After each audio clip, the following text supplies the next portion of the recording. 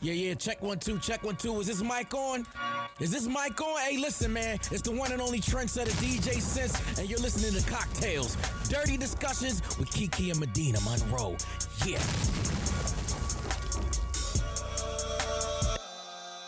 What's up, you guys? Today's cocktail is called the Romeo and Julip. What you're going to need for this one is 2 ounces of bourbon, a half ounce of simple syrup, 3 ounces of Prosecco, and some fresh mint. So what I want you to do is take the fresh mint and your simple syrup, you need half an ounce, and we're going to muddle these fresh mint leaves to put in the drink. We're getting fancy today. Half an ounce. You know, they say it brings out the oils, but I don't know. Cause like, how long are you supposed to do this for? It reminds me of the Kentucky Derby, which I have always wanted to go to.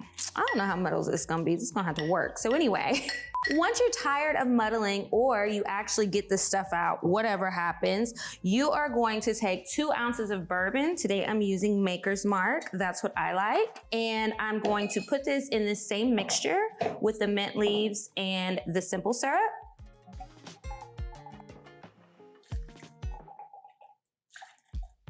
I'm gonna add a little extra because some spilled out. And like, why not? Okay, and so over ice, we're gonna shake this up. I can really smell the mint. Okay, oh shit. Woo, I'm not a bartender, I'm just a drinker. Now we're going to take this mixture and we're gonna put crushed ice in our glass. You can use a julep glass, which would be copper, or I have these Moscow Mule mugs, and I've already put some crushed ice in there. And then we're just gonna strain this mixture in. And then we will top it off with Prosecco.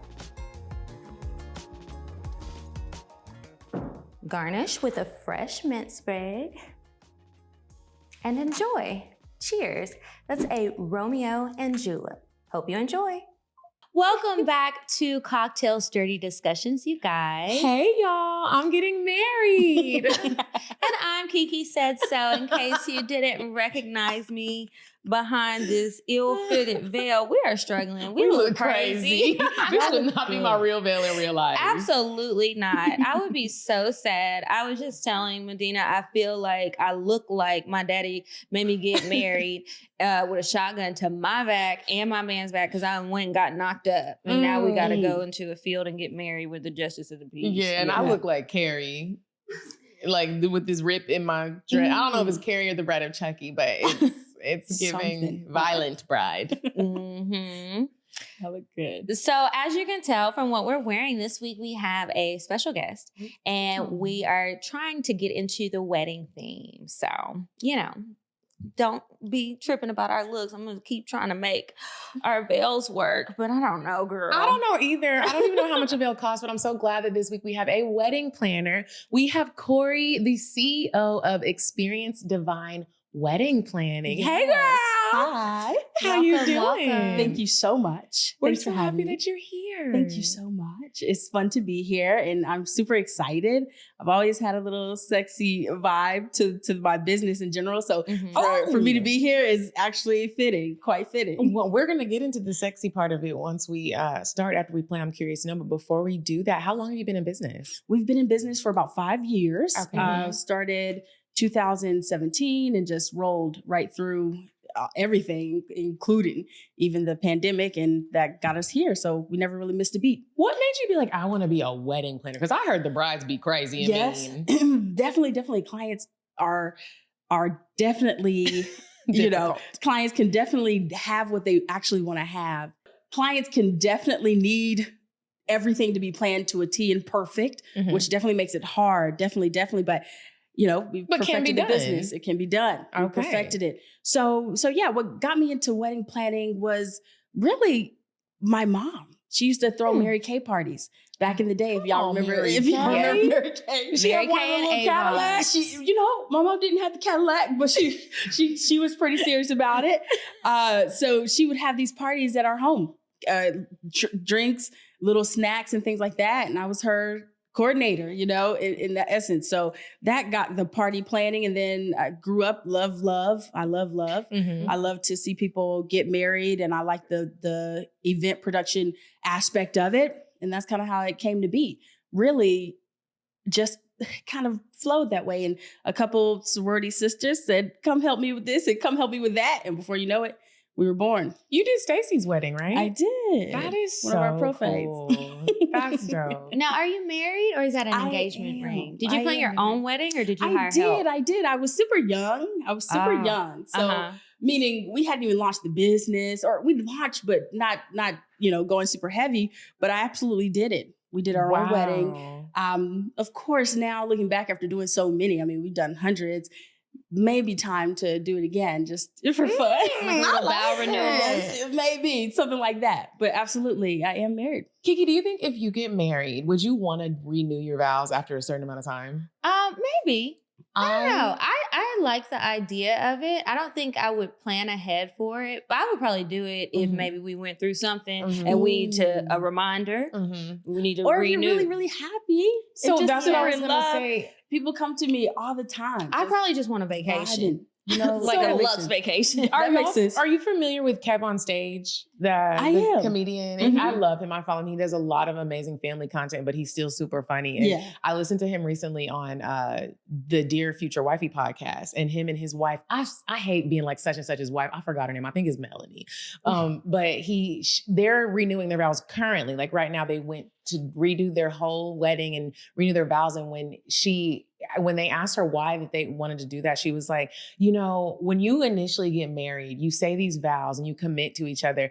You don't actually fully understand, no matter how much work you do, the therapy and all the stuff, you don't fully understand what you're getting into, and you don't know what type of things you're going to have to endure with your partner. Right. And if you're going to make it through. And she said, so this renewal of our vows, she was like, now I get to redo them and actually know that I will be with you till the end, that I will be with you if you broke. Cause she was with him when they were talking about their relationship and how he was a content creator and a comedian and wasn't making no money. And she worked at the bank and was like, nigga, we need some stability. Right. And she was like, now I really know, I really do love you and the vows mean something. And I thought that was just so beautiful that now she didn't even get wedding pictures from her first wedding. Oh, and she was like, now it's real. Like I know it's real. I'd have to wonder why no wedding pictures. See, she said a reason and it also made sense. It made sense. Okay. She was just like, everything turned out bad. She didn't choose to not do it. She was just like, they're ugly. Oh goodness. Yeah. And then her dad couldn't walk her down the aisle because he was in the army. I was supposed to say the war. He wasn't at the war, but he was somewhere away, and now he can. I was just like, wow. I would definitely want a renewal under those circumstances too. Like if key people couldn't be there or something happened,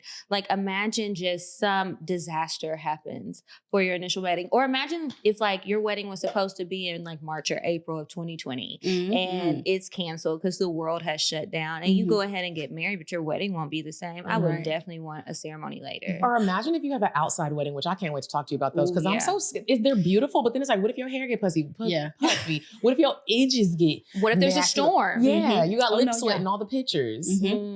Being outside is definitely a logistical, I don't want to say nightmare, but it's up there. We got a pro here. It's hard. We're going to get the details for y'all after we play. Sure. Turn your mic up. Quick round of I'm curious to know. Oh, that's what you were standing there doing. Yeah, I was trying to get you, but it's like before we get too far. I was locked in. Okay, so we're going to play I'm Curious to Know. And if you guys are interested in playing too, make sure you head to I'mCuriousToKnow.com to order yours.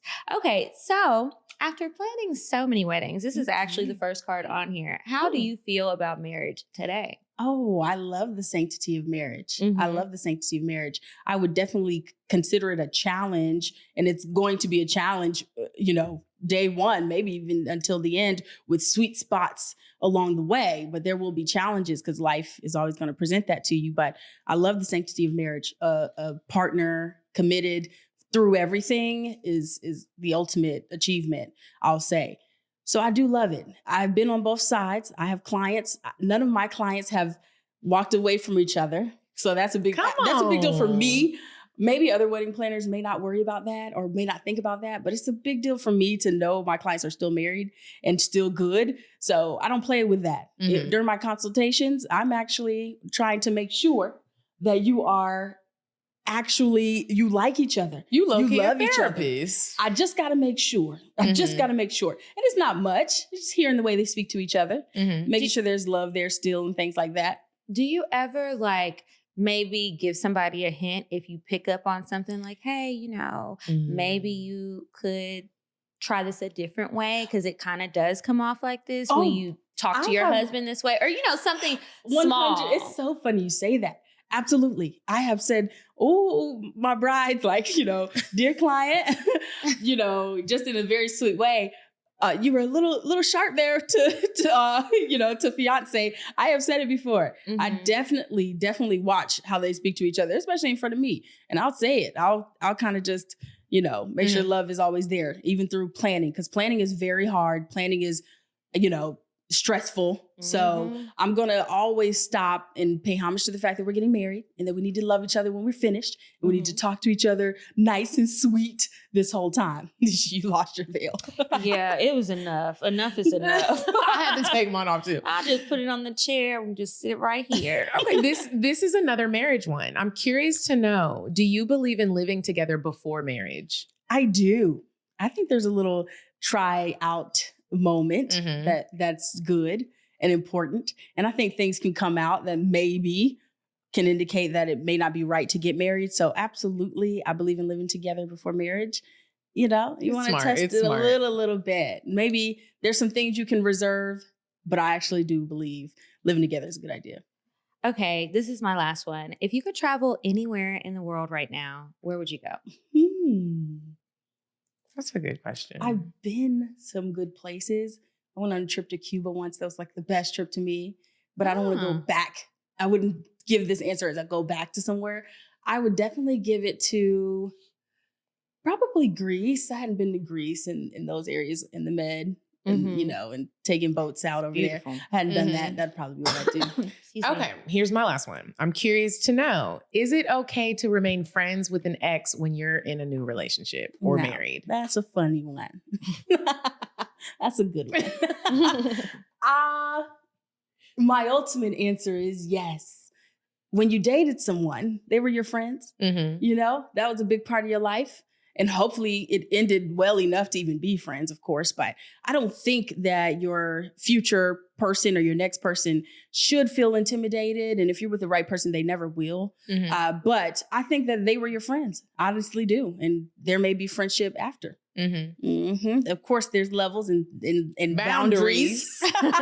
But I don't believe that, you know, someone you committed to, rocked with, maybe talked to every day for years now can't even get a hello or something like that. If you saw them, no.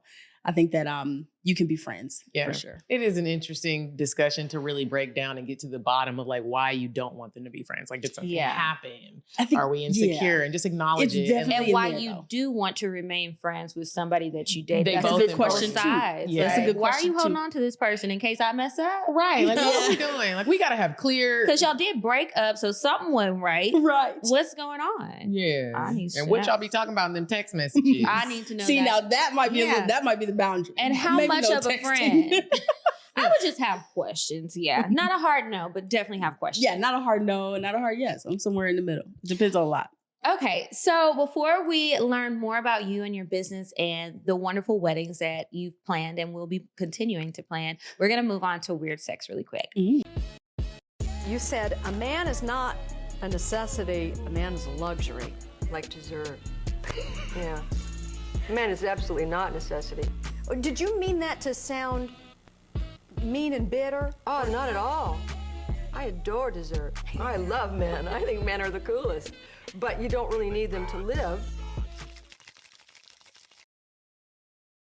All right, you guys. So today's story, we're going back to Sex Sent Me to the ER. This is another freak accident that happened. So there's a married couple. And the wife was really feeling lonely. She was missing her husband. He had to work a lot. He works at a meat factory place. And so one day she pops up at his job, like unannounced, and surprised him, like as if she was going to bring him lunch or something. So he was happy to see her. And he was like, you know what? It's slow right now. Let me give you a tour, because she had never been inside. So she's like, okay. He said as he was giving her the tour, which I'm like, why would she want a tour of this meat packing place, but okay, whatever. Everybody's into different stuff. She had this look in her face, like she was up to something. And he was like, what is it? And she said, I've just been so lonely. I miss you so much. And I really want to find a room in here that doesn't have a camera because I want to have sex with you right now. In the meat packing place? Yes, in the meat packing place. So they're walking around and she's like scoping out the place, looking for cameras. They see all these cameras. She's like, I don't want anybody to be able to see this. He was like, well, the only place I can think of is the room where they hang the meat, like the big old cows and pigs and shit. So she's like, okay, now who wants to be in the meat freezer? There's a lot of desire and fantasy around having sex at work, but I just could not imagine doing it next to a cow carcass. Anyway, they go into the meat freezer and they're having sex and she's like trying to get a bigger grip. She wore her sexy clothes and everything under her regular clothes. I guess it was getting hot and heavy in there and it wasn't cold. The body temperature was rising. So anyway, she kind of like hikes her foot up some kind of way on something and his foot slips. Not only does he slip, but he falls back and his back is now hanging on one of those meat hooks. Oh my God. And that's how they had to go, or why they had to go to the ER, because he had that hook in his back. And I'm like, what meat packing plant is this? And where do y'all send the meat? Right. Because who checked out the meat? I'm concerned about the food that the customers are going to get. Did blood splatter on the meat? What is this part of a listeria outbreak? I don't know. It's just, that's gross. And I just think that y'all could have found somewhere else to do it, like your home after he got off work. Right. Anyway, y'all be careful fucking at work. And if you work anywhere around food or anything that's going to be packaged up and sent out to consumers, please just don't. Just don't. Absolutely. Yeah. It definitely doesn't seem it doesn't seem sanitary. Gross. A place to let your body be open. About when people have sex on the airplane and want to be on the Mile High Club. Like it's alluring and it sounds sexy, but when I get on the plane, I used to work on jets too, so I know the difference. It's still dirty. Like it's nasty. Like they don't get deep cleaned all the time. A jet, and especially not a commercial flight. Like, bro, it's nasty. It's like, I don't think I could join the club, y'all. Yeah, they have this Mile High thing in Vegas where you can pay and the plane is specifically for that. I've seen that. Yes. And so it's like a smaller plane and they have a bed in there and everything. And so you pay this money and they go fly around so that you can have sex and join the Mile High Club. But I also feel private. I actually think it's quite an idea. Still might be germy and nasty in there, but quite an idea. I wonder what the pilots are doing. Like, they're just like, all right, y'all need anything? Pilot, roll up the partition, please. I guess, like, mind your business, bro. That's wild. I might add that to my date list. Yeah, that's a good one. I saw that too. I think I have one though. Definitely the gym. I feel like if there was one place that maybe was unique, it definitely would be the gym. Really? You would want the gym. See, I even thinking of the gym, I'm like, oh, I'm going to get a bacterial infection. Staph infection. The way I think of it as you're working out, abs, everything. It's kind of like maybe the end result of working out. It would be that. So I look so ugly when I work out. That's right. And it puts me in a bad mood. I be trying to like, oh yeah, I feel so good. I worked out. I'm getting healthy. I'm losing weight. Everything's going great. But it's like, bitch, I don't want to be here. I look bad. I've been going to the Hills for Atlanta workouts every Wednesday morning. And one day I went to the evening workout because I couldn't make the morning. And there were so many listeners there. People were like, Medina, Coffee Bean Dean. I was like, leave me alone right now. I'm just trying to get through my workout. I look bad trying to run my butt up the hill. Girl, it was rough. I love a good probiotic, like literally all of them. I drink my kombucha, but that's for gut health. We have a new product. It's called VB Health. Soaking wet from VB Health is specifically for vaginal wetness. And if you don't have a super soaker, now you can. VB Health has a simple mission to create supplements that work. And that's what's most important. So for our listeners, they have delivered a very special offer. If you visit soakingwet.com and use code Cocktales, COCKTALES, you will get 10% off, or just click the link in the description box below. It will take you to the website and you can get that discount.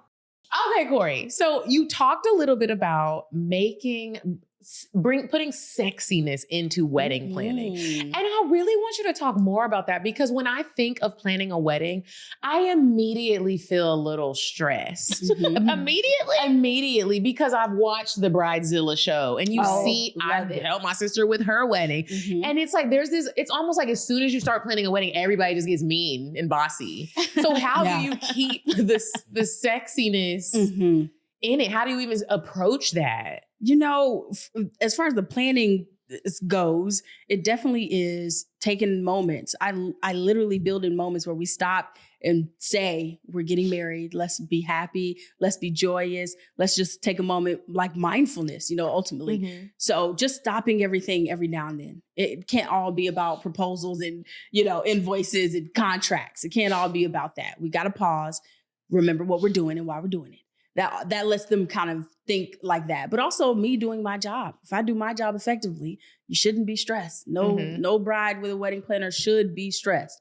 So if I do my job effectively, that calms that down and lets them enjoy the process. But definitely building in moments to stop, pause, and just, breathe. Now, maybe you should include in that stop, pause. Like, have you ever done this? And if you haven't, I think you should try it. You should be like, everybody stop and take a deep breath. Kiss him right now. Oh, I love and a real kiss, like when y'all first met. Grab her booty a little bit. I love that. I think I might do that. Yeah, like just kiss like, right now, ma'am. I totally believe in that. But again, I don't know. I just feel like there's wedding planners, and definitely can be prim, definitely can be proper. In which case, I probably still fit the mode of that. But I still feel very much like at the end of the night, I want lights dim. I want the DJ to slide into a pocket, a sexy pocket. I want, I don't want you to take away the garter toss and removal, because that's like the sexy moment that we have and things like that. So preserving the sexiness in the wedding is a big deal too. I want to make sure we know this is a wedding. Technically, you should have friends that got together during that wedding. You should have babies that were made that night. So that's a little bit of my job, on the production side and producing the wedding. What does that look like? And building in those moments are important to me. So, have you ever caught the bouquet at a wedding and then did the whole garter thing, where the man at the wedding who caught the garter, you caught the bouquet and then you sit down and he like? No, never that part. Okay. Oh, I've never seen that. I've never done that where the but girl, that sounds fun. They put it on each other and they don't know each other. I haven't done that. That sounds kind of fun, though. That happened at the wedding that I went to recently, but since they knew I was there with someone, they were like, get in the front and catch it. Because I was like, well, who gonna be sliding on my leg? Right. Now, we don't want no problem. Right. Now, in order to keep this sexy and be able to have those moments, I'm sure that there is a timeline. Oh, yeah. Now, how much time is ideal to plan a wedding? And then what is like the minimum amount of time that you realistically need to do a real wedding, like with ceremony, reception, and all that? Right. We currently have clients booked till 2026. So they're, that's almost 2 years out. Those are some planners. Right. So I would say a year is ideal. Okay. That is ideal. That means no one's rushing. That means I can ask as many people as I can for quotes and get the best price and best things. That means most people are available. Most are. So a year feels good. I have done a wedding in 90 days though. So it can very much. Were they religious and ready to have sex? No. Or an international couple on that 90-day visa. No, because I feel like when you rushing it like that, like, bro, both of those are very good reasons, but no, neither of them. They just came and said, we want to do it right now. And sometimes people don't want to get engaged a super long time. And that's what those clients were, kind of moving about. But yeah, 90 days. I can find a venue, get us food, get us alcohol, all of that, get you dressed in 90 days. Ooh, I'd be stressing out about planning a live show in 90 days. Like, what? We need more time for this. And we just going up there talking shit for an hour, not professing our undying love for somebody with all these other people. Right. We just learned a little dance, got a little photo booth. Okay. With that year mark, okay, so when you get engaged, so the person gets engaged, because this is where I get confused. When you get engaged and you get the ring, are you like, okay, we need to start planning tomorrow? Like, should we start looking tomorrow? Or you shouldn't. I would say you shouldn't. You should take, maybe if you can't afford 30 days, at least 2 weeks in silence, just completely enjoy what we just did. Happy to be engaged. That would be my recommendation. Even when I know friends of mine are married and maybe they've already told me, you will do my wedding. I still don't even talk to them for a month or maybe 2 weeks to a month before after the engagement. So I would say don't talk to anybody 2 weeks, 1 month. Then you can start prodding, and really the first should be a wedding planner. The wedding planner is going to navigate the venue. You don't want to sign a contract and then the wedding planner comes on and says, this is a mess. Why did you sign this? You don't want that. You want your planner to be a part of every step. So I think it's the first thing you do after that 2 weeks or about a month. Now, let me ask you this. In the wedding planning business, do you find that the woman that typically takes the lead? Because let's not act like as little girls, we all, maybe we don't all, but most of us dream about a wedding. Right. I have a whole notes section in my phone that is very organized about like how I want my wedding. The flowers I want, I already have my menu. I have my bridesmaids. A lot of them are already crossed off. I have the music that I want to dance to with my dad. The song that I want to dance to with my man. I have like this, I have everything in detail. And I'm like, whoa, like he has to play a part in this too. You could have a 90-day wedding with that. Okay. Right? Now that I'm thinking about the word. I have That's probably how most clients got married in 90 Bro, like I have everything, the types of drinks, the cocktails, and I've been making this list for years. I just add to it. I have my playlist. If you came to me, I would be quite excited. And I'd say, please send me that. Because I don't want to be stressed. I don't want to start hating who I'm marrying or my people that are helping me during this process. And I want it to be true to me, but not just me. I'd be forgetting, like, the man has to play a part in this. Are men fighting for a place for their voice to be heard and for the wedding to also represent them? Or is it normally just like the man is like, I don't dream about this. So right. That's a good question. I would definitely say most of the clients I'm talking to on our scheduled calls are girls, are women, for sure, the brides. However, some husbands are right there. Hey, hold on. Let me get, a fiance on the phone, and I'm graciously waiting. I really want that. I want that. A part of consultation, I'm asking where they are. I want them to be with us because, of course, relaying things is always hard, and getting them on the same page with me there is always the best bet. So most are women, but I will definitely encourage. I have their phone numbers too. I'm calling fiancés sometimes and saying, hey, we got a call. You want to join us? You want to come on? Or you got this kind of big major milestone. You got it all in your mind of what we're doing and things like that. So I'm pulling them in as much as I can. I think it's a good idea. I love that because I think that their energy should be in it. Oh, yeah. And I feel like if I was marrying someone and he was like, nah, I don't care.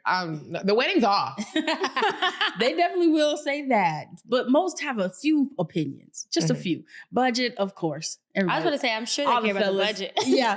All the fellas want to know about the budget. Speaking of the budget, do people still stick to the tradition? And tell me if I'm wrong. You know how like back in the day, it was like the bride's family pays for the wedding. Yes. Now, if your family don't have no money, then you just... Right now, most of my clients are paying for their weddings. Most of them. Together. It's not just like the man's paying for it. They're both paying for it. Maybe one or two. Where the parents, I know that whom is paying me is like bride's dad. I know that. Or I know he's making these monumental payments. So most are untraditional, non-traditional, paying for the wedding themselves and navigating it that way. Have you ever seen the show Platinum Weddings? Platinum. So that's another wedding planning show, but it's like people who have really big budgets. I ask because I'm curious if you've ever done like a really, really expensive wedding and what that experience was like. Okay, well, it depends on what you think is truly, truly, really, really expensive. I would definitely say once you hit a number of $150,000, that's high. That's expensive. A wedding? Yeah. What's the highest you've done? We've had a consult recently for $250,000 as their budget. So that sounds like fun. And they say that up front. They tell me up front. Are you happy when you get that type of person? I'm nervous. Of course. Right. Of course. More budget, more amazingness. Maybe we end up on a magazine because, the money is there to do that kind of thing. But right away, it doesn't do much to me. I like to get into it and know really, okay, what are we really talking about? But are you a scammer? Or what does that really mean? Or what do you want with this $250,000? Is this something realistic or unrealistic? But Beyonce's not coming for $250. She's not. It's not. So yeah, 150 is where we've topped right about now, maybe 170 right now in some of our weddings that have been a little bit more heavy floral based and things like that. But it totally depends on what they want. When you get that type of budget, like Kiki was saying, is it like, all right, this is going to be a dream wedding. You're probably going to get everything on your list. Well, what were some of the expensive things? You might. What are some of the things that are expensive that maybe people don't realize really eat at your budget, no matter how big or small it is? That's a good question. I'm going to say alcohol. Not really. Flowers. More hidden than those even themselves. It's actually labor. It's the labor cost of anyone and everyone coming to do anything. There's a line for labor. That's the humans that are getting up out of their bed to come make your day special. That is where the hidden cost can sometimes be. On a proposal for $8,000 or $9,000 of floral, 3 of that might be labor. 3,000 of that could putting be labor. The bouquets together. Yeah, the actual labor. The people breaking it up, putting it up and breaking it down. That's to me something people don't think about a whole lot. Because I didn't add that in my notes. You gotta put that down. Now, of course, you should add it right now. Somebody's gonna send you, when they send you their proposal, they're gonna send you it and it's gonna have it in there. But say, for instance, you thought, how could this many flowers really cost this much? And it's that one line, that labor line. And it's valid. It's valid. Because of course, you want people to come and show up and do their thing that they're supposed to do. So you want them, you want them to be paid correctly and really commit to your day. So labor's valid. It's a hidden cost people don't think about, but super valid. Maybe cost more than you think. Speaking of like money, because I've always wondered, like, okay, so when you send your proposal to a client, is it like they are just like, okay, here's a credit card, or that's a good question. Like, how do I pay up front and then you give back what you didn't spend? Or you spend your money? Oh, definitely not that. You gotta hit a hair flip on that, like, please.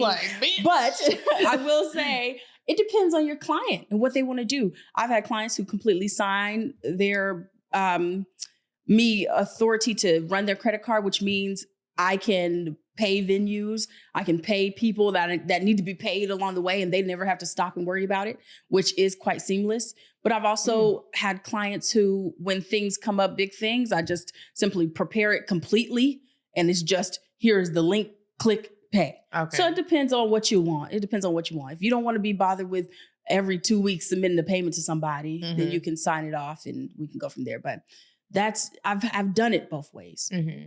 Now, what happens? We were talking about this earlier. I guess like when you need to have a contingency plan, whether for an outdoor wedding or, things like that, destination weddings, what happens when flights get canceled because of a tropical storm that's not even at your home base or the location, but somewhere in between. Lost luggage. Right. What happened? The man forgot his tux on the plane. Oh my goodness. Firstly, a big part of my job is being prepared and ready for everything and anything. But not only that, I'm not going to know everything that could happen. I can think about it, but I'm not going to know it. It's about being resourceful even in that moment still when you're presented with that issue. I do a couple things. The guest list, for instance, I make sure I have the ability to contact everyone all the time. So I have first name, last name, phone number, at least, of everybody coming to that wedding. So if it was a tropical storm, I'd be able to quickly communicate whatever changes or plans that we need to edit. So you're talking to the crew, like the bridesmaids, the team. I'm talking about even guests and the guests. Okay, if I have to, but that's kind of how we contingency plan of emergency things. Whether we're always going to be ready to come inside, most venues are going to have something inside. Tenting, always a possibility. Bringing out a tent. If I know it's a possibility, I can put a tent on standby, and be ready if we ever need to. But really just the ability to quickly pivot and go inside is what normally happens. We do have to have a call time. It's normally the day before, the night before, we try to get it as close as we can, because we don't want them to go through that. It's a tough one. When you really want it to be outside, it's a tough one, but we try to let it go to the last second before they call it and have to come inside if we have to. But is that an extra charge? Great question. That could change if you need a room flip or if you don't. So for instance, if ceremony is outside and reception was inside, there's no need for a room flip. And a room flip means you got married in the same room that you're going to reception in. Mm-hmm. That means it used to be an aisle with chairs, and you now come back and now it's tables and dance floor. Mm-hmm. So the only edit that you could have to do is the additional labor, like we talked about, to make sure that we have enough people to do that very quickly now. Mm-hmm. So before we could have had all day doing both, but now we may have to. And when something like that happens, if you have to switch from outside to inside, what are the guests doing at this moment? The one thing I don't like about any event, right, especially weddings, because you have so many different people, from the grooms, the brides, friends come together. Some people don't know each other. Some people came alone. Right. I don't like the awkward moments of an event when people are just standing around like, when is it going to start? Yeah, where can we get drink? What are we doing? Like, is it like, is there something provided for the people to do? I'm always concerned about the guests. I don't want niggas walking around bored. Right. Cocktail hour is that hour you're talking about for sure. So the switch up, they would just be like, open up the bar. Now, that's immediate. That bar should be open before that first guest steps in that cocktail hour area. That's right. So not only that, me too. Not only that, but we're putting things inside there. Maybe that's when a violinist is walking through the room, or a saxophonist, or a guitarist. But that's also when the photo booth is going. You load it up with enough things for people to do. That way it doesn't feel like that. But that hour is pivotal for bride and groom. They're taking photos. They're doing all kind of stuff, taking photos, eating, video, content, all kind of stuff. So that hour is so important that they have to be happy in there, because you're going to use it. It's very important, especially if you don't see groom before, which I don't ever want them to do. I like that. I was just about to ask about that. How do you feel about the first looks, and how common is it now? I went to one wedding where they did do the first look. And I was like, why are y'all doing this? This is breaking tradition. They were like, nothing about this is going to be traditional. Wait, what's the first look? I don't know what that is. So before the wedding ceremony, the bride and groom have a private moment with the photographer, of course, but they take pictures beforehand, and like you're get not supposed pictures. To see each other. Yeah, so that's why it's non-traditional. Right. But they have their private moment without all of the guests and without everybody else to like see her walking up before the ceremony. And the pictures turned out nice, and everybody was still tear-filled. He still cried when she walked down the aisle, which is what I would want. But I'm just wondering, how often is that happening? That's the only one I ever went to. You're seeing it like a little that. more and more now. Really? You're seeing is it more. Is it a time thing? It is. It's logistical. So if you see each other before and get those first shots, you don't have to worry about being just makeup kind of messed up. Because it was an outside wedding. Yeah, you don't have to think about that or worry about that. But I don't care what anyone says. It takes a little off that moment of walking into that room and everybody's up and standing up and the bride's coming down. It's going to just take it away a little bit of that shininess. So yeah, I don't want you to see me. I don't think I want you to see me the whole week. The week? My man. I like that. I think I kind of want you to like. I really like that. Would add some You've come up anticipation. With some She's been working on it since she was 3. Exactly. She thought it out. Because you know what? Too. That same wedding, the night before, we all went out, the wedding party, both sides, the bride and the groom, we all went out that night. Wow. Yeah, so we went out the night before. And it was fun. And then they already lived together too. And they had been living together for years. They had been together for years. So I just think that they weren't really, maybe they was really going to miss each other, but both of them are a little, they have these walls around them sometimes when it comes to being soft. And maybe they didn't want to say, we really don't want to be apart, because they love to be around each other. And it was still fun. But I don't think I could do it. I do like that week. I love like that week. So another question about locations and all that stuff, if things have to pivot, what would you say are the best, 2 questions. What would you say, in your opinion, are the best months or time of year to get married? And what's the most popular time of year to get married? So wedding season is definitely still May, June, July. Okay. It's getting hot and hotter that I think people are moving a little bit later, meaning month 9, September, October, November. Many people do not choose October. I think it's Halloween month. I think that's why you don't see a lot there. But mostly September, November are starting to really trend upward to me. So it cools off. September definitely cooling off, and just not as hot, period. Not even if you inside or outside, but just not as hot for guests to even travel to your wedding. So you're seeing that more, but I would still say the majority of our busy season is definitely the hot months right now. Okay. So we're in wedding season right now. Right now. Perfect I timing. read somewhere that June is like a good luck month. to get married, and there was a tradition. I think it dates back to Greek something or another. I don't know. I've watched many wedding shows throughout my life. I see. I'm gonna look for the one you just mentioned too.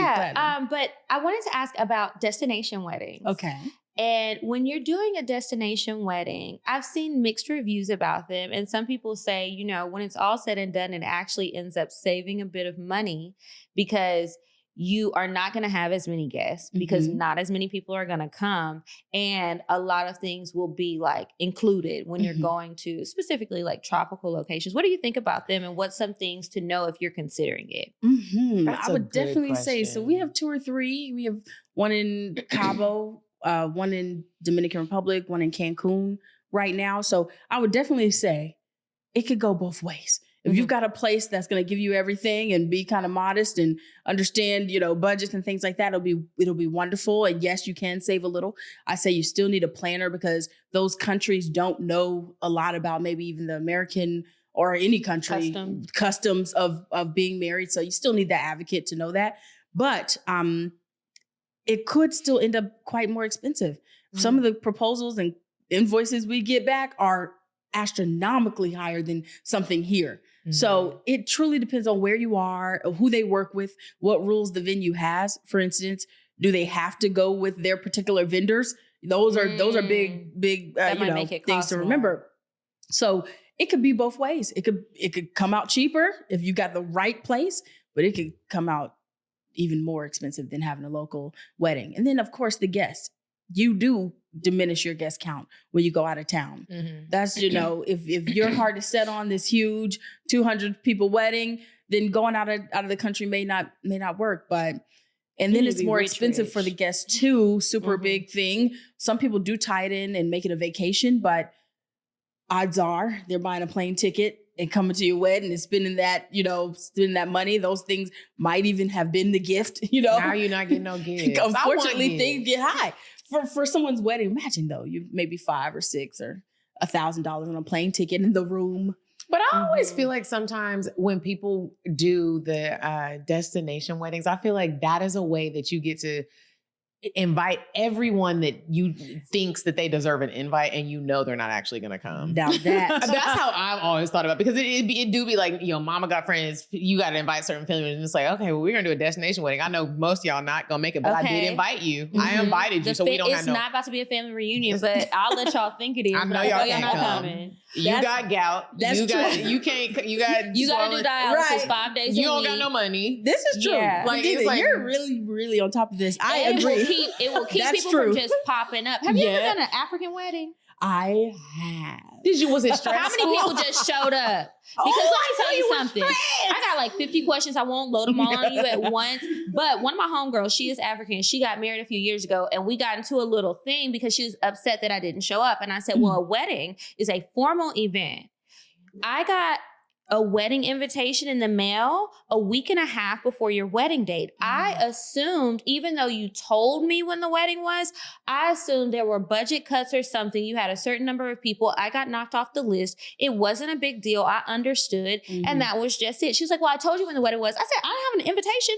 You need an invitation for a wedding. Yeah. And anyway, she was like, well, I forget that you don't understand. I am really African, and people just be showing up, girl. Yes. And I was like, well, you should have told me that. So number one, we're all African too. But African. That baby said, listen, we all from the motherland. The customs But you're going to be on time at my wedding. You better not just show up, because it's going to be security. Well, it's not about time. Invites. Those customs I didn't pay for you. Wow. I don't think any of us, you know, are really ready for what that looks like when there is truly no guest count. Like, that is an experience for a planner. For me, that is just an experience. Ultimately, it's just word of mouth in that custom, in the African custom. It's so beautiful. It's really a buffet for the food. I've been, you know, I'm privy to all of the, you know, bride dance and all of the things that happen during the wedding and how many days it goes on for. We've done it all. 200 people is a lot. And the way they handle us is quite unique. They're kind of more harsh, more stern, more direct, more bossy move. And there's so much family, and everyone is important it can be a challenge, but you just kind of handle it with grace and understand that, And I'm picking up some of that money that y'all throwing. Hey, you said that so nicely. I was trying to read between the lines so you don't get in trouble and lose no clients. I get you, girl. Never that. Now, but seriously, you know how it's like, even when it is a buffet, because I heard you say, oh, it's obviously a buffet. When you have catering and stuff and it's like, okay, this price per person, even when it's buffet style, and you tell them, okay, 200 people and 300 people show up. Is it like the club and somebody got a clicker? You getting an invoice at the end of the night, or you just run out of food? So or you charge them more beforehand? It can go literally almost every way y'all just named. There are venues that indeed have clickers and will count. Those venues may provide that food and maybe handling the alcohol. That's when you'll see the clicker come out with venues. As far as catering is concerned, they bring what they bring. You bought what you bought. Maybe they can flex up 10 or 20, for sure, but they bought what they bought. So unfortunately, at a place where we don't know the guest count and we're just waiting to see how many people come, it can come down to making sure they just portion out enough to get everybody fed. But indeed, if the guest count goes above that food count, either you could end up with an invoice at the end of the night if the chef is even prepared to handle that. But odds are they have brought what they needed for the event. And you might have to portion out much better. Running out is crazy. I can't even say that. I can't even physically say that out loud, but running out is wild. But they may need to portion when it gets to the end and things like that. Eat before you go to an African wedding, maybe, if you're a late person. I remember one time I crashed an African wedding and it was so much fun. Where were you? I think it was off of Buford Highway. Okay. And it was in a shopping center and there was like a venue space there. And we had pulled up and looked in, and I was with my girlfriend Nina and her sister T. And that we peek in and they're African, and they were like, oh, it's an African wedding. They were like, let's just go in and crash. And I was like, oh no, you guys, we can't do that. I don't want to cause you. They're like, they're not even going to know that they don't know us. We weren't dressed up. We were in club dresses. T was like, I'm going to test it. I'm going to go in first. She walks in. She's like, oh, but she comes out with drinks. I was like, okay, so we gonna go in. We went and we had so much. It was a buffet. We was eating fufu. It was juice on my fingers. I was eating and I was like, that was a good time. Yeah. I was like, okay, we were meeting the men. The bride, the women were like, who the fuck are y'all in here with your booties out? No, for real. But I also wanted to ask you. People can get real territorial. Yeah. Bridesmaids and we didn't stay long. We just had made a little play, ate, danced a little bit and left. So I have two questions. The first question is, so we all have watched Sex and the City, right? I remember in the Sex and the City movie, the first one, when Carrie was getting married and it wasn't her wedding planner, it was just her gay best friend. And he talked a lot about there being like a sweet number for an amount of guests for the wedding to be like classy in a sense. Because she wanted to invite all these different people. He was like, no, it doesn't sound good saying 200 people. It doesn't sound good saying 150. It sounds good saying like 75. Is that a real thought that is put in? Like, because I get how if you do have too many people, it's like, I personally don't want you to come to my wedding if you've never met my man. Yeah. I don't understand. You're here witnessing my love for what? It can happen sometimes. A dear friend who just hadn't gotten around you both. It can happen. I definitely can understand what he was mentioning about the sweet spot or the kind of like an elite number where it's still very exclusive. That may be what he's indicating. Like 75 means exclusivity. 200 means anyone can come. Who's come turn up? I actually do understand. Right now, people are landing at a 150 to 100. And I do have some that land a little bit less than that. And to me, you're right. That does sometimes mean, okay. Like you know, this is fancy. I'll be like, who are you? But they can do more too. A guest count of 70 can do more. They can do more decor. They can do more of fancier food and alcohols and things like that. People maybe be mad. Venue. I can hear my mom now. You didn't invite on Carolyn, Mom. I don't even know her. I've said it once. I've said it twice. I've said it 1,000 times. But I'm going to ask you again. Have you ever thought about mixing aphrodisiacs with THC? Let me tell y'all something. I know I have shared that I was kind of in a sexual funk. Well, now that I'm feeling better and wanting to get back into my real groove, I called on my Via Hemp gummies to get me back there. And I used the High Love gummies. Those gummies infuse aphrodisiac herbs along with THC. And they have so many other types of gummies out there that are so good. But this one, it did the trick. I was feeling real sensual. I know what you're saying and I know what you're feeling. I love the high love. I think it sets the tone for romance, flirty, intimacy. But they have a lot of gummies, and I happen to have like almost all of them, I think. And I take them, I spare them sparingly. I love the high love. Yeah, I think I need to re-up too, especially on the high love. But so when I run out of my high love, I try a different one that I haven't tried. So the flow state. The flow state and the low dose. So I had a date night the other night. I went to go see The Quiet Place 3 and went to go support my girl Lupita. And I ate me and my bag. Every time we go to the movies, we bring either the high love, but we were out of it. So we Y'all did. be in the movies touching this stuff? Girl, it enhances everything. But this time I did the low dose because I was like, okay, let's like calm down. I had to go to a basketball game afterwards. So I was like, let's just do the low dose. I love how the low dose just like, you microdose. That's basically what the low dose is. It's microdosing. You feel normal. You feel happy. You feel like you're floating through life, but you still have your brain cells, if you understand what I'm saying. It is literally like a vitamin that is needed. That feels good. You have the vitamins and it's like doing its job on the inside, but you don't necessarily feel it. You feel it. You feel it. And with all the stress that's going on right now in the world, politics, dating is trash right now in Atlanta, you need a little something to knock the edge off. So listen, no matter where you live, whether it's Atlanta, Wyoming, DC, it doesn't matter. High love, via hemp, they ship to all 50 states and they ship in discreet packaging, so you don't have to worry about nobody trying to take your goods or wondering what you got going on. Don't even worry about it. Just head on over to their website. And right now, if you head over to viiahemp.com, that's VIIAHEMP.com, and you use the code Cocktales, you'll get 15% off and you get one free sample on any order. Now, you do have to be 21 or over, so just a reminder, head over to viiahemp.com, use our code Cocktales, and you will get 50% off and you'll get one free sample. Yeah, I could see my mom being upset about that. I have one sibling who's married. She did not do a wedding. She went to Vegas and got married. Were they mad? A little bit, yeah. But I was mad. I was in there with my mama because I was like, well, I'm building Pinterest boards, getting excited and ready to like help you plan your wedding. And she was like, it was just all becoming too much. So no, we went to Vegas and got married and it's done. And I'm just like, damn. Wow. Guess it's on me now. Now, since we were doing all this talking about numbers and pricing, what are some ways, like as a wedding planner, if someone does come to you and like they have a savings and they have money to get married, but they don't have the $250,000, they don't have even $150,000. What are some ways that people can cut costs? I would definitely say guest count is one of those ways. To have an affordable but beautiful, still dream wedding. Guest count is one of those ways, for sure. Fake the flowers. Type of food you eat. So maybe everybody doesn't eat steak. Instead, maybe we do chicken or something else. I hate the steak, fish, chicken option. I don't like that. And that chicken be dry. What do you think?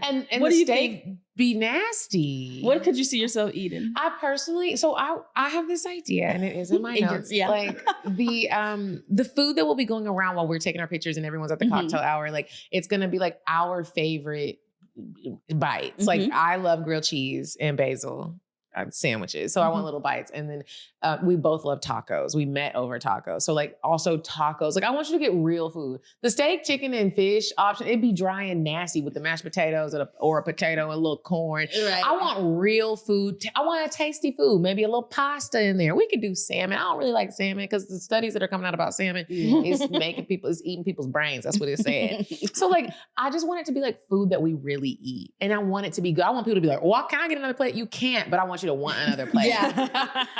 That's where guest count comes in too. Catering gets questionable at 200 people.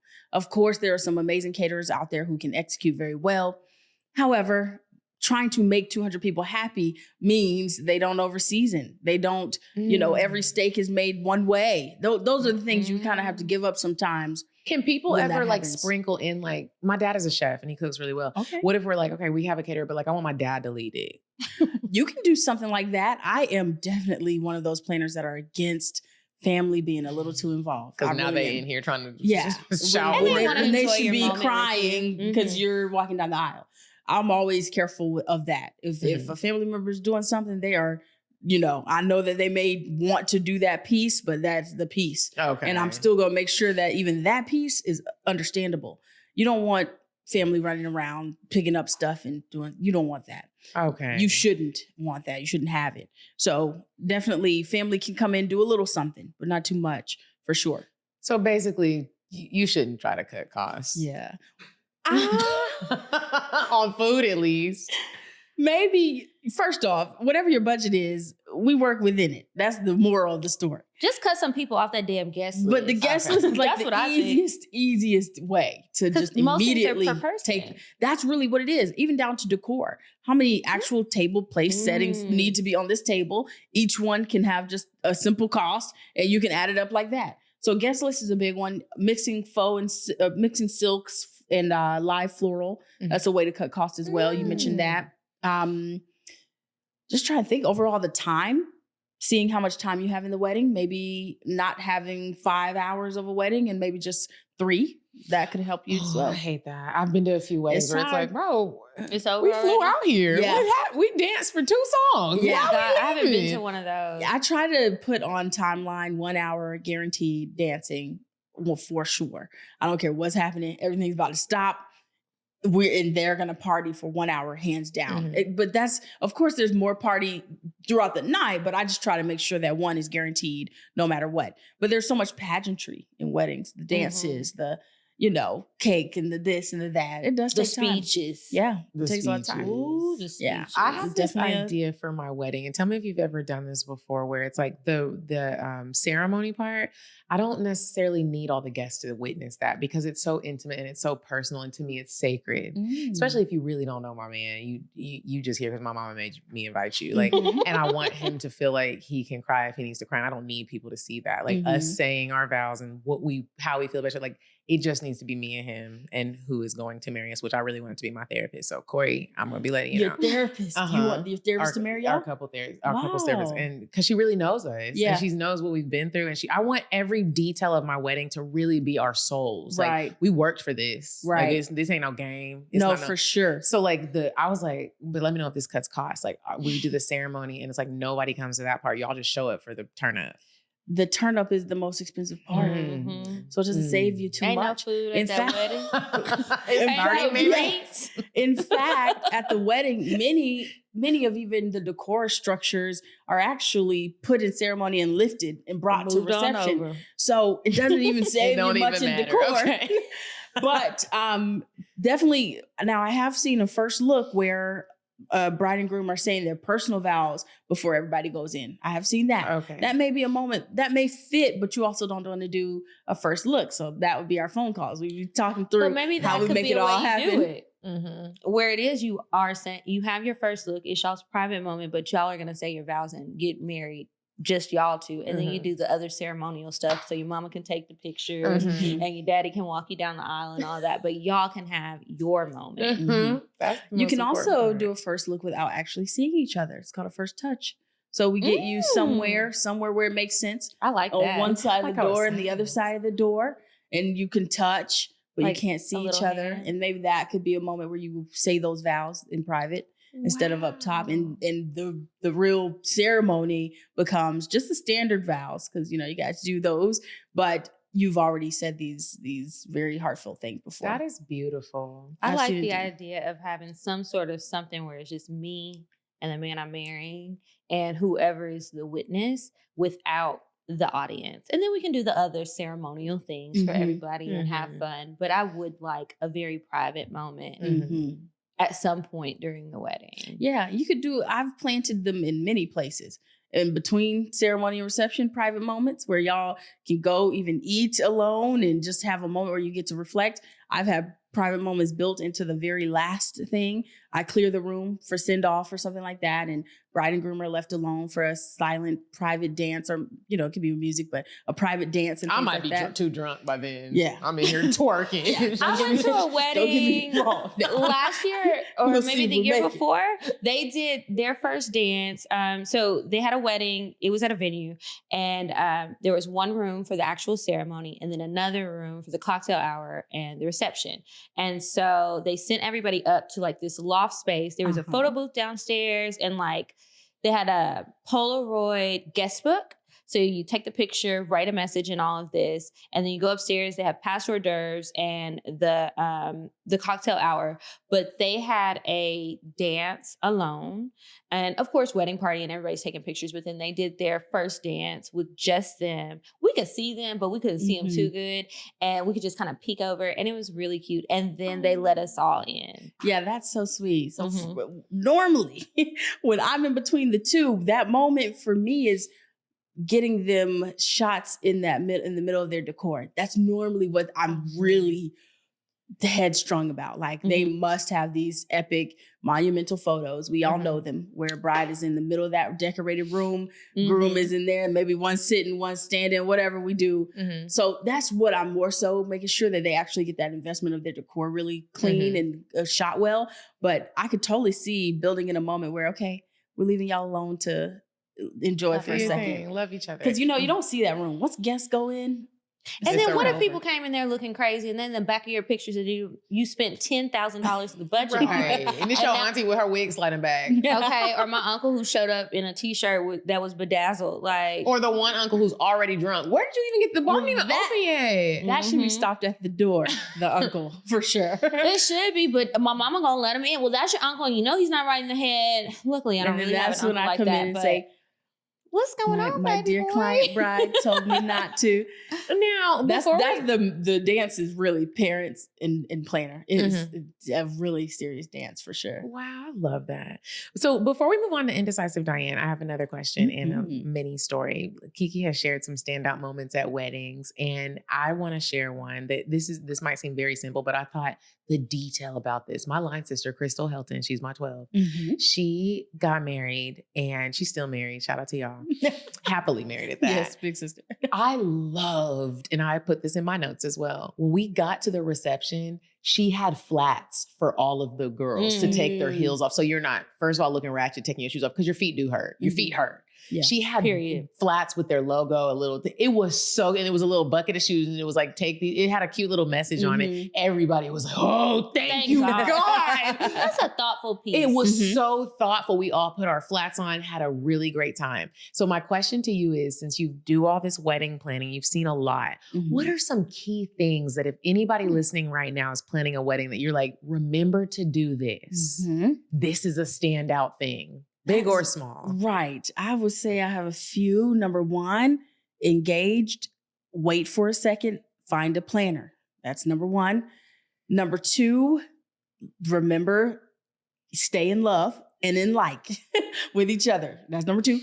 But number three, moving towards the actual logistics of weddings, I would definitely say, make sure that guest list is airtight and sound. Make sure you care about that budget. Y'all talk about it and know exactly what you're going to, what exactly you want to pay. Sometimes I take the budget, I divide it every month to a fee to the wedding day and let them know this, your case about $5,000 each month. So that budget, understanding that is important.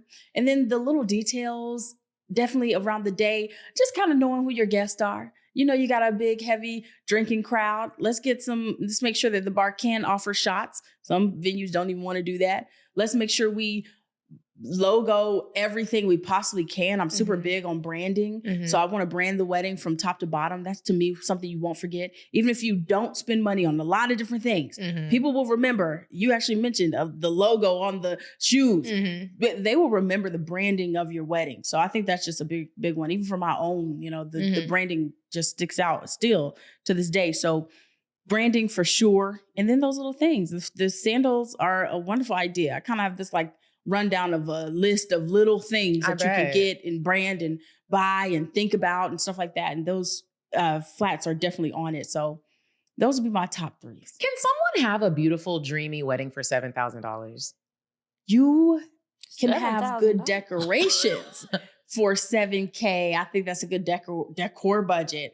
Overall, if you've got about $7,000 of a budget, number one, your help to plan it shouldn't go over 10 to 15% of that. So you got to think who can do the job for $700 or $1,000. Most planners are not there. You're like, get your broke ass on out this email thread. Never. at that point, it may be a day of coordinator instead of a full planner. So you got to be DIY most of everything at $7K. And then it breaks down budget-wise, the food, maybe $2,000, which is now we're talking $2,000 or so to feed McDonald's, people. y'all. You cannot. So I just did a birthday party. You can do it. Mm-mm. You might just have maybe just canapes, maybe no real meal. I mean, $7K is you just get a snack. Hey, a venue nowadays is Now everybody's mad that they you gave got me a wedding. smoked salmon on a cracker. You have an adult lunchable piece, not even the pack, but a piece. But and if it comes $7K down all to out that, the door. don't invite me. I will still love you. We will still be friends, but I get it. Money is tight, and I don't want you skimping because of me. Because I'm gonna do more than one. That ain't. Ooh. How do the fees work though? Like you charge a percentage of the overall budget or everything that you're doing, or do you have flat rates? Okay, so technically, I have a flat rate, but it depends. Once you go to a threshold, once we start talking about that $150,000 or that $200,000 wedding, then we're talking about a percentage. Now we're looking at now about you're about 10%. to work my nerves. We're about to work extremely hard for you. We might be traveling state to state looking for a venue at a cost like that. So that's when 10% of the budget comes into play. But if we're falling into our normal, what we're seeing from most of our clients, maybe 80,000 is like a normal number right now.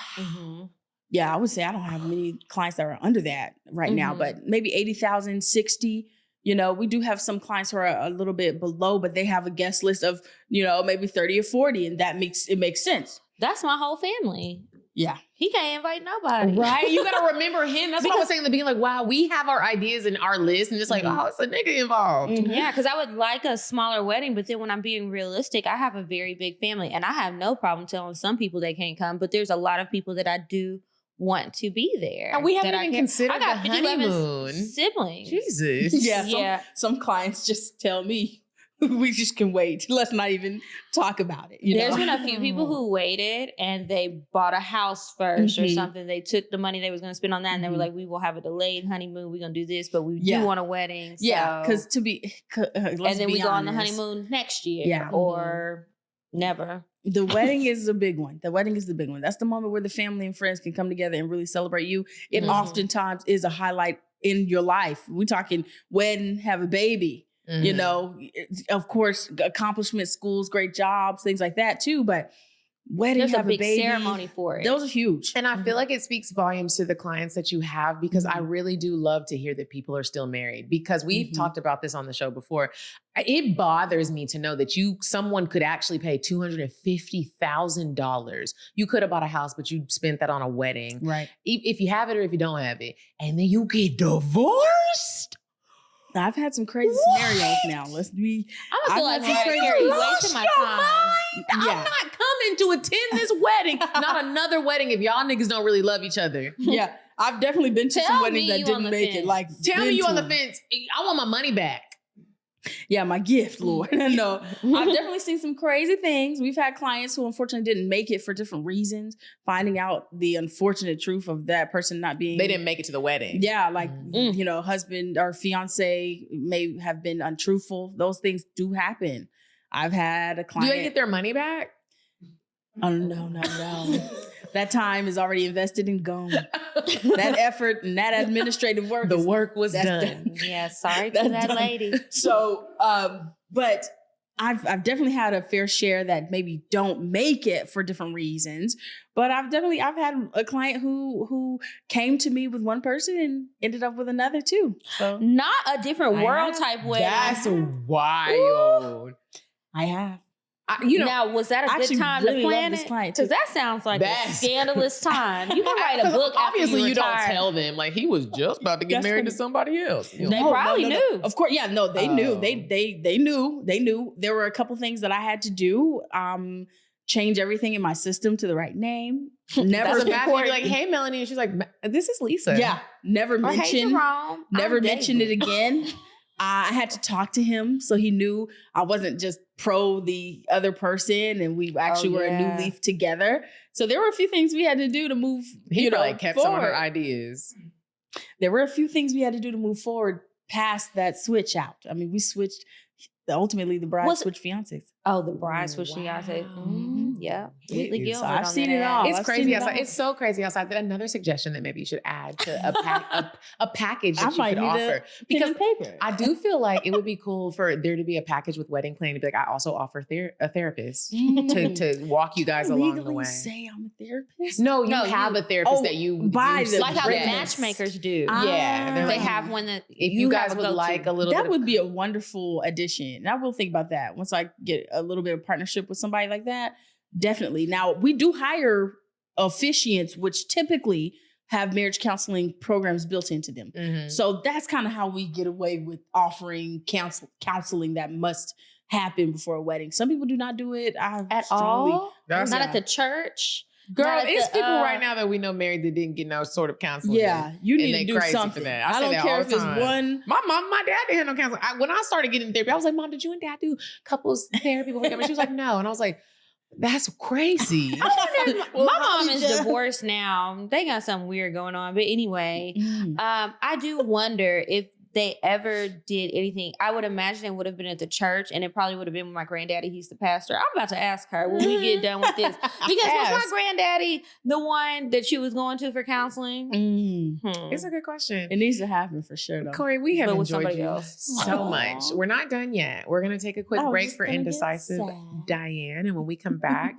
Cori is going to help us answer some advice letters. Would you stop thinking about what everyone wants? Stop thinking about what I want, what he wants, what your parents want. What do you want? What do you want? It's not that simple. What do you want? What do you want? Hey ladies, it's me, Diane. And this week I have a very adventurous date idea for you. Bring your family, bring your kids, bring your bae. We're shooting the hooch at the Chattahoochee River. If you've never shot the hooch before, oh my God, so much fun. Grab a tube or rent one at the river and join us. Go to paradiseandvibes.com. It's a free event. Just register. See you this Saturday, August 17th. Bye.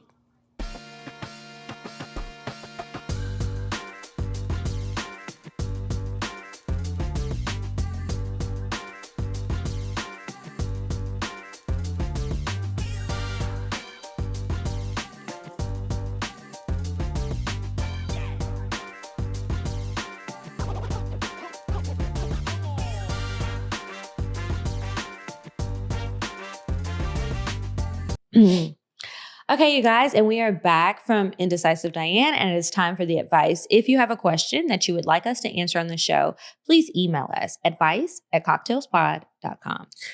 This question is so funny because we literally just talked about this. So I did make a post on Instagram and on our Patreon account to letting people know if you're planning a wedding, if you ever want to plan a wedding, we have a wedding planner coming on, send us your questions. So I picked one of the questions and she said, "Hi, Kiki and Medina. I absolutely love you guys.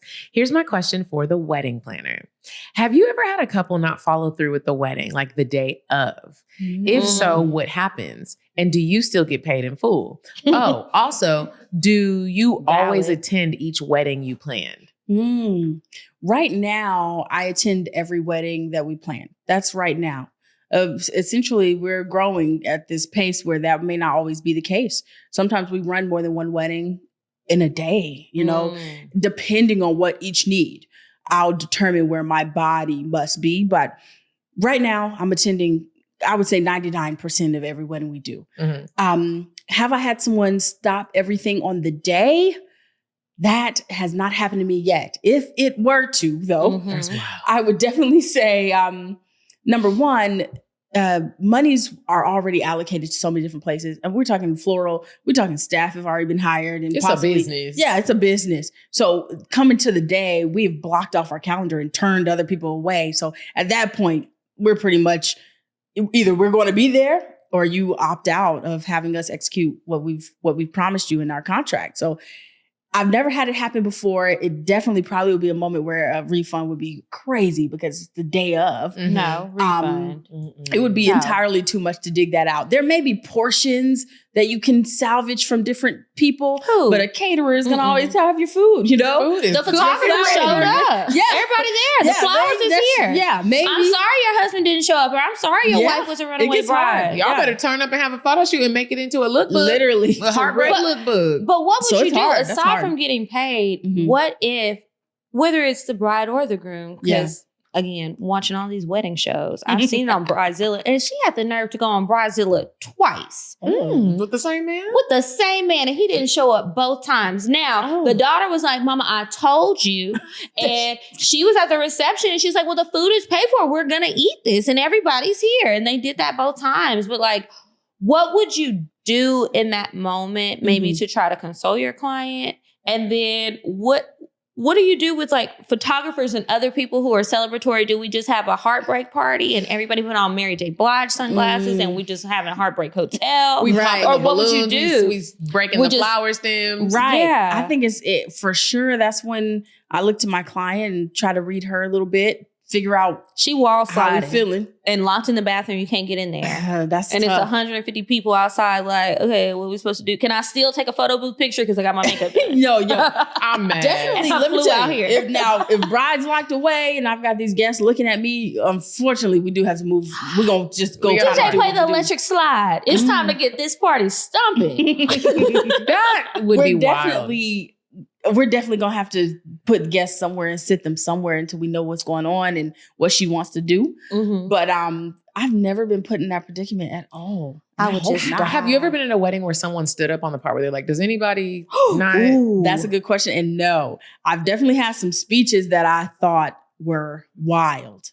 What they say? Just give us a little bit. What's the gist? gist? The day, John was a player, you know. Everybody has that one friend that takes it to settle down. We have definitely seen that before, and definitely had some cringy moments with speeches. For sure, I've been to some weddings where the speeches get cringy too. A most recent one, her dad got up, he was speaking. I kid you not, it had to be 14 minutes. The mom was looking at him like, sit down, but nobody grabbed him and sat him down. I guess because he was paying for the whole thing. He was like, y'all gonna hear what the fuck I got to say. But then also, I've been at some weddings where people get up and it's like, you're just saying too much. It's like the bridesmaids will get up. She didn't even like him. Right. It's like, bro. I've seen some with a wedding party. It felt like everybody's trying to prove how close they are to the bride or groom. It's like, this is not about you.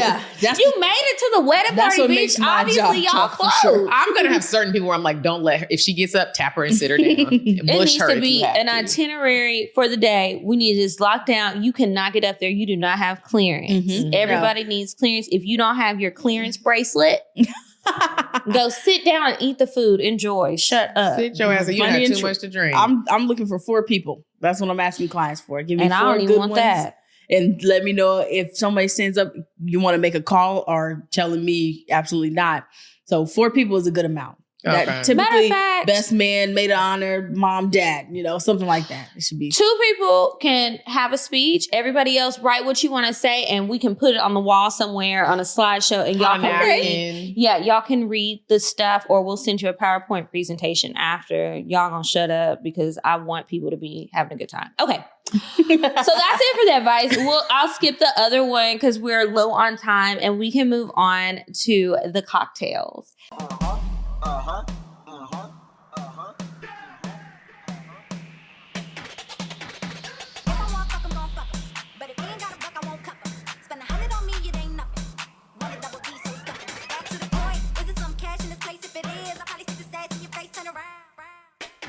Once upon a time, not long ago, I was a hoe. If you have a cocktail that you would like to share on the show, please email us cocktails@cocktailspod.com. So, that's long. Oh, we have Cori here. She's going to share her cocktail. Yes. Your dating story. Your eyes. I'm really trying to think this from now here. It could be funny. It could be romantic. It could be your wedding night, how you got proposed to, your first date with your husband. Or something scandalous that happened at a wedding you planned. Somebody else's story, because you technically you get to be in everybody's business. Yes, this is true. This is true. I got to be discreet. I just go back to my wedding. Okay. My wedding was unique because there was so much hooking up happening during the wedding? Meaning connections all over the place. We couldn't even. Love was in the air. We woke up the next day like, who was talking to who? And who woke up with who? You know, so there was a lot of that happening, which should be, remember what I said, that should happen. So I think for my cocktail, as wild as it may be, definitely remember just everybody kind of waking up that next morning after our wedding, realizing who they had tried to talk to, or who tried to talk to who, or who ended up with who asked to go to a hotel room with who ended up dating after. You know, people end up dating after. So did anybody get married? I don't think anyone got married from our wedding. I don't think anybody got married. Because you don't marry somebody from a wedding. I remember when I left my line sister's wedding, Chanda, I hooked up with somebody. I don't remember his name. And it was in the car. Oh. And it was wild. I don't even remember who that nigga is. It was a fun wedding. Okay, that's wow. It was wild. I actually did Chanda's wedding. That's crazy. Really? I loved it. At Georgian Terrace. Yeah, it was beautiful. It was such a good time. On that note, thank you guys so much for listening. Thank you for coming. Let everybody know where they can find you, how they can book your services. So our website is super easy. It's expdivine.com, and Instagram, exactly same handle. And you can find us there, but Experience Divine LLC should pop up anywhere you find us, anywhere you search us. So much. You're so welcome. Thank you for coming and sharing all of your insight. I hope that if you guys are looking for a wedding planner, you hit her up. Make sure that you check the description box for details on all of our sponsorships and anything else we have going on. And make sure you're following us on Instagram. We're at Cocktales Podcast. I'm at Kiki Said So. I'm at Coffee Bean Dean. And until next week, you guys, goodbye. Goodbye. Bye. Bye. Bye. Bye. Bye. Goodbye. Bye. Bye. Sweet on the dry. Bye. Bye. Bye.